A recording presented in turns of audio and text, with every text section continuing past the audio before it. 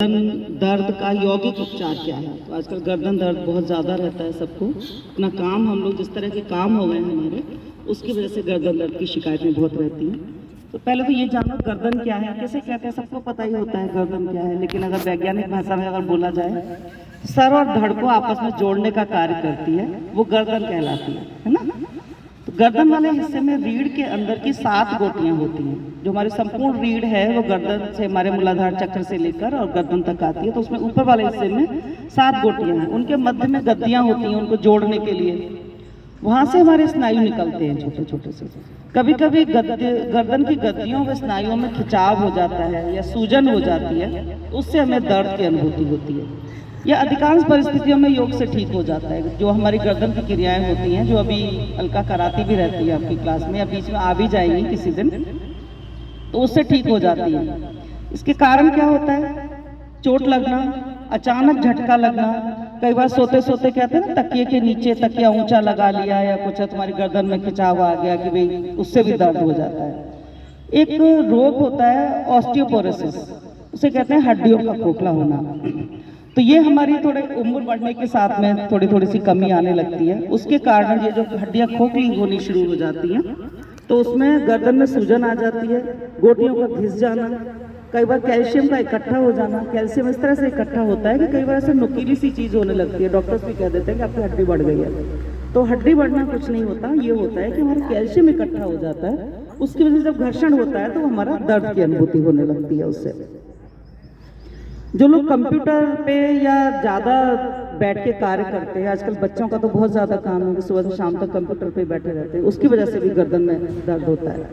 जो लोग फोन पे ज़्यादा रहते हैं ना, फोन पे भी हम लोग भी दिन भर तक व्हाट्सएप देख लिया, कभी कोई गेम खेल लिया कुछ है, तो समय जो फोन पे ज़्यादा समय बिताते हैं उनको भी दर्द होता है।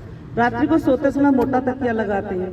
बच्चे घंटों रील देखते रहते हैं। आजकल रील का बड़ा फैशन है कि रील देखते रहते हैं ना, बड़ा इंटरेस्ट आता है सब देखने में, उससे भी गर्दन में दर्द होता है अगर ज़्यादा देर तक आप फोन पे लगे रहेंगे। तो ये तो बहुत ही ज़्यादा मुसीबत वाले काम है। तो ये सब यौगिक उपचार से हमें ठीक किया जा सकता है। जिसको सीवियर पेन होता है, जिनको गर्दन में बहुत ज़्यादा दर्द है, उनको भी आसन नहीं करने हैं। उनको सीधा शवासन में लेटना है या फिर मकर आसन में ठोड़ी को रखकर, जैसे अभी कान रखवा देते हैं ना लोग, गाल भी रखवाते हैं, कान भी रख देते हैं, उसको नहीं रखना, सिर्फ ठोड़ी को रख के मकर आसन में विश्राम करते हैं। 2-3 दिन में धीरे धीरे मकर आसन करोगे, उसके बाद में बाकी आसन भी करने लग जाते हैं थोड़ी थोड़ी ऊपर। उसके बाद में जब थोड़ा सा गर्दन में आराम आने लगे, मकर आसन में लेट के 1-2 दिन, उसके बाद किसी निपुण शिक्षक की देखरेख में आप आगे के आसनों का अभ्यास कर सकते हैं। जब ये गर्दन की क्रियाएं हम लोग जब करते हैं, गर्दन को ऊपर ले जाना, दाएं बाएं ले जाना, इससे हमारे टिश्यू हेल्दी बनते हैं, जिससे हमारे गर्दन का दर्द खत्म हो जाता है। जो गोटियां घिसने लगती हैं उनको कम होना बंद होने लगता है। गर्दन के हिस्से की मालिश, जैसे जिसको गर्दन में दर्द है उसको तिल के तेल की मालिश भी जरूर करें, उससे बहुत आराम लगेगा।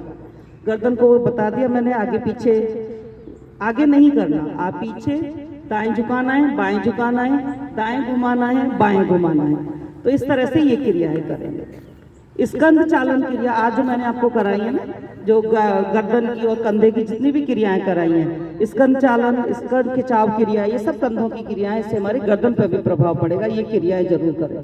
ताड़ासन, गौमुखासन, भुजंगासन, सर्पासन, तिर्यक भुजंगासन, मकर आसन, इसके बाद में शवासन में विश्राम करें। जरूरी नहीं कि हम सारे आसन एक साथ करें।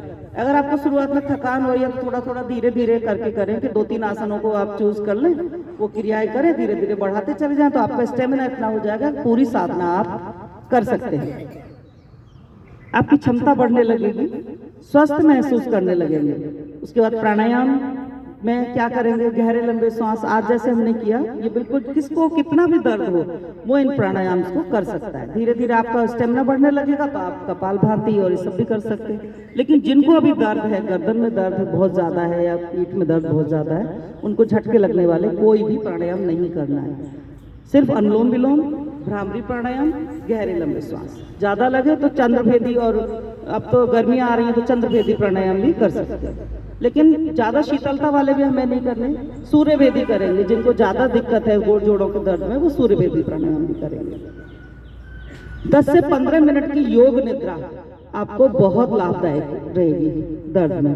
3 दिन में ही आपको देखना, 3 दिन अगर आपने लगातार योग निद्रा कर ली तो उसके बाद में आपको फर्क महसूस होने लगेगा। भोजन में ठंडी तासीर का भोजन न लें, खट्टे फल न खाएं, मैदा चावल से परहेज करना है आपको। चोकर सहित आटे की रोटी खानी है।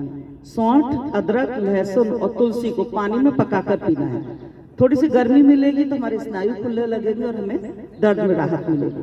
गर्दन को सीधा करके बैठें, जैसे अभी भी ना कई लोग गर्दन टेढ़ी करके बैठे हुए मेरे सामने, है ना। तो जिनको गर्दन में दर्द है तो वो अपनी इधर ऐसे बिल्कुल सीधा करके आदत डालें कि रीढ़ और गर्दन, कमर और गर्दन हमें सीधा करके ही बैठना है। मोटा तकिया नहीं लगाना, ठीक है ना। गर्दन वाले हिस्से पर वही सेक देना है, तिल के तेल की मालिश करनी है और कब्ज नहीं होने देनी है। कब्ज सब रोगों की जड़ कब्ज होती है। घुटनों में और गर्दन में, पीठ में भी दर्द शुरू हो जाता है। तो उसके लिए प्रातः उठ के 2 गिलास गुनगुना पानी पिए। फ्रिज में रखे बासी और ठंडे खाना, हमें ठंडा खाना नहीं खाना है। मैदा युक्त डब्बा बंद भोजन नहीं करना है। पेट भरकर कभी नहीं खाना है। थोड़ा सा भूख से कम खाना है।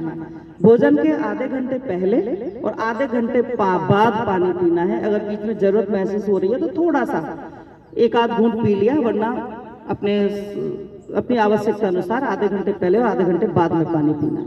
मौसम का सलाद खाना है।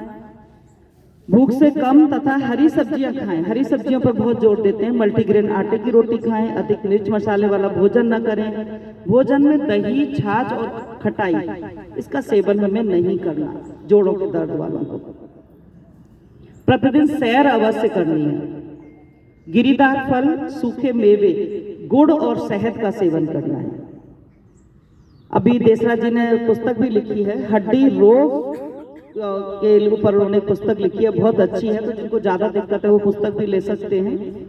तो उसको पुस्तक को लिखने का उद्देश्य यही है कि समाज में हड्डी रोगों से जो पीड़ित व्यक्ति हैं उनको योगाभ्यास, शुद्धि क्रियाएं और प्राकृतिक चिकित्सा के द्वारा स्वस्थ जीवन देने के लिए हमें प्रेरित करना है।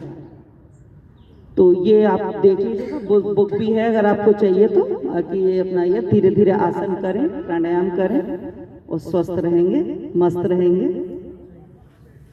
धन्यवाद।